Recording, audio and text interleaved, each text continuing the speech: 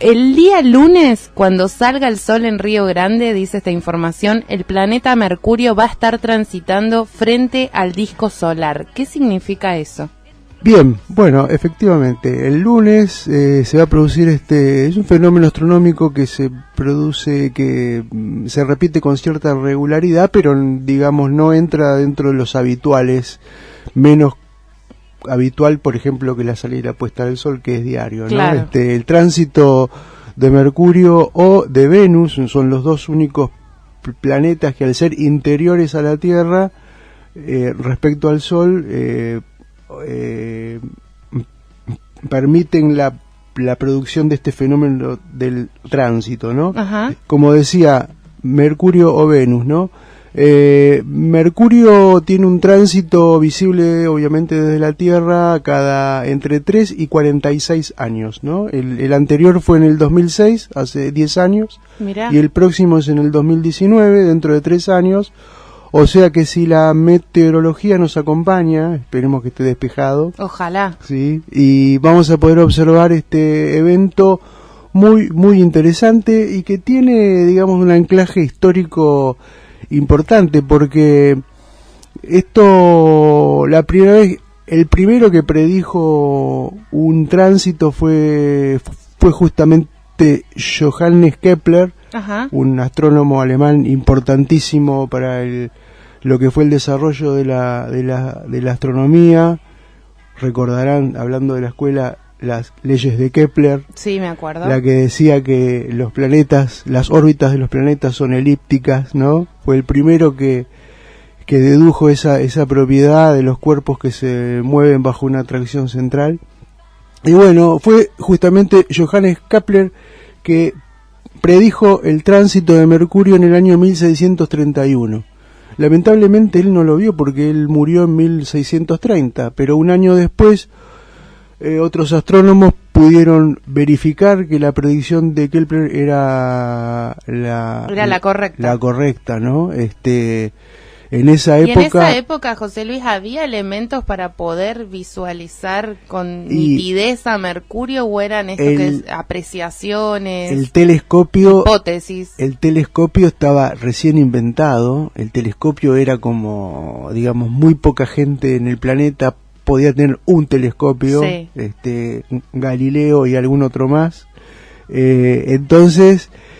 De hecho, hay una observación muy famosa de ese tránsito de Mercurio, hecho por un astrónomo francés, que, bueno, no recuerdo el nombre, pero él no la hizo con telescopio. En ese momento, cuando se quería observar el Sol, se observaba por proyección, o sea, se armaba un cuarto oscuro, un agujerito muy chiquito en la pared, sí. y se proyectaba, digamos que como una sombra. Reproducía una cámara oscura, ¿no? Entonces... Ajá.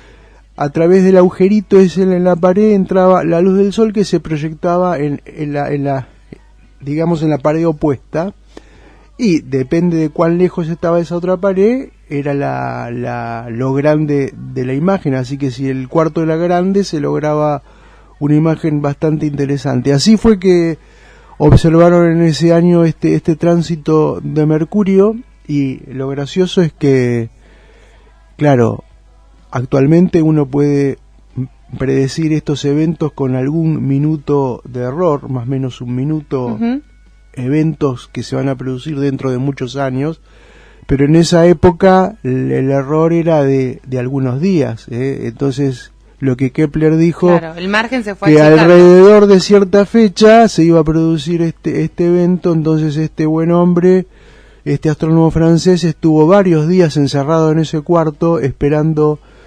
Qué vocación, en serio. Y esperando además que las nubes no obstruyeran su visión, y tuvo muchísima suerte porque en un momento que estaba despejado apareció sobre ese disco proyectado un disquito muy diminuto, muy chiquitito, que enseguida se dio cuenta por el movimiento que tenía, bastante lento por cierto, que era la sombra de Mercurio, ¿no? Y esto fue, la verdad, que importante, porque en ese entonces, pensemos en el siglo XVII, en el siglo XVII se pensaba que el universo se terminaba en la órbita de Saturno. digamos. Se pensaba que más allá no había más nada de Saturno no había más nada y no estaba muy claro.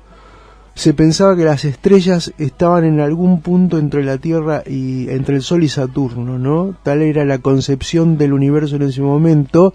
Y este tránsito de Mercurio lo que dispara es, digamos, un debate o una reflexión sobre, bueno, ¿por qué lo vimos tan chiquito Mercurio? Entonces la distancia al Sol debe ser poco mayor de lo que pensamos, y entonces ¿qué pasa con los planetas y qué pasa con las estrellas? Porque a partir de la invención del telescopio, en esos años justamente, es que se empezó a ver que por más potente que fuera el telescopio con que se observaba una estrella, esta siempre era un objeto puntual, claro, no como un planeta que presenta un disco, ¿no?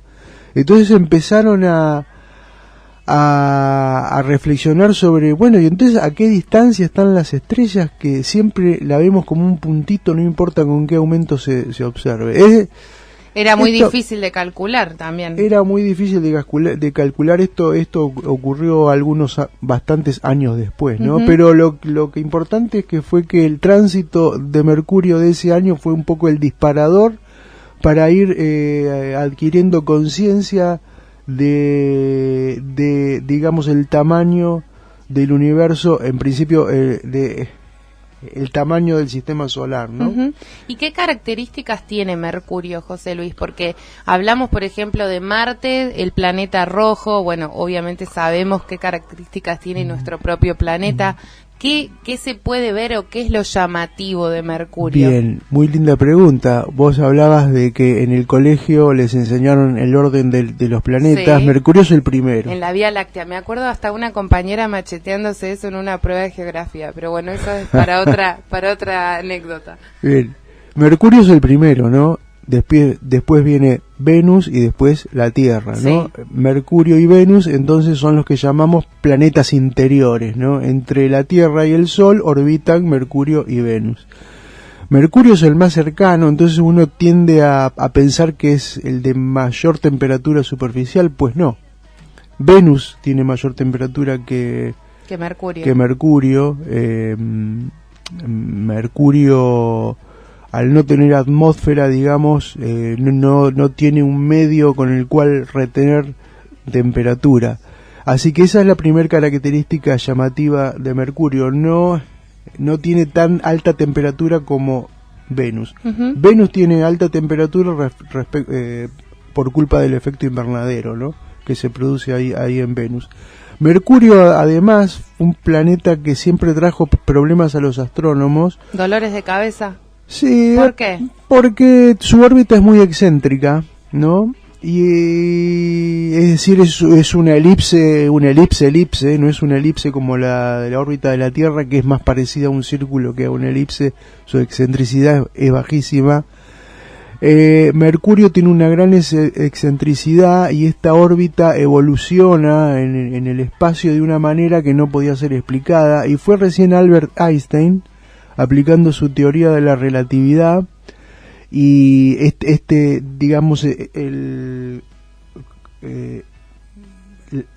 la teoría de relatividad de Einstein lo que plantea es que un campo gravitatorio, digamos, provoca una deformación en el espacio-tiempo, ¿no? Ajá.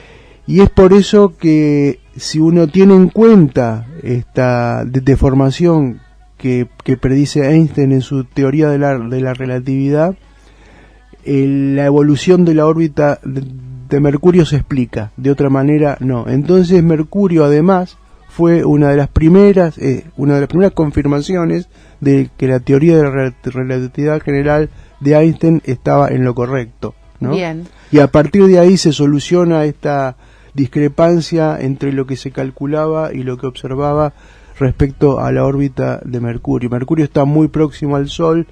El Sol es una estrella muy masiva, entonces perturba el espacio-tiempo a su alrededor y Mercurio cae en esa zona de influencia. Así que Mercurio siempre ha sido un planeta muy particular, ¿no? Y bueno, este lunes tenemos la oportunidad de ver en vivo y en directo Allí, ¿en qué horario va a ser, José Luis? Y si desde la estación astronómica están invitando a las escuelas junto con el municipio a esta actividad, ¿cómo se está pensando para poder visualizarlo? Recalcar que la actividad no va a ser en la estación astronómica, ¿no? Va a ser en el centro de interpretación de la Reserva Costa Atlántica, ahí en la ruta 3. Camino para YPF. Camino para YPF, para el Cabo Domingo, ahí muy cerca de la planta de tratamiento.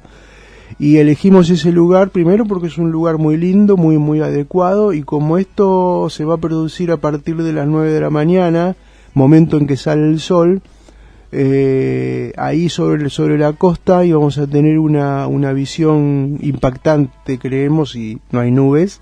Ojalá. De este fenómeno. Es por eso que, aprovechando también la disposición que tiene el municipio para acompañarnos en estos eventos, y aprovechando ese hermoso sitio que tienen allí, estamos convocando a ese lugar. Esto es para organizarnos. Estamos recibiendo a los colegios principalmente a partir de las 9:30 y hasta las 14 horas. Muy bien. ¿Hace falta llevar algo para quien nos esté escuchando y esté interesado, que quiera llevar algún elemento, o va a estar todo preparado así? Si la temperatura sigue así, hay que llevar mucho abrigo, porque si viene ahí vamos a complementar con charlas y proyecciones que van a ser adentro del centro de interpretación. Digamos, el telescopio principal para observar esto va a estar afuera, ahí en los primeros metros antes de la playa, así que va a convenir ir bien abrigados, ¿no? Para disfrutar el Y quizás el mate también se puede llevar. Sí, por supuesto. Muy y de paso nos convidan. Muy bien. Bueno, gracias, José Luis, por haber venido hasta aquí, hasta la radio de la universidad.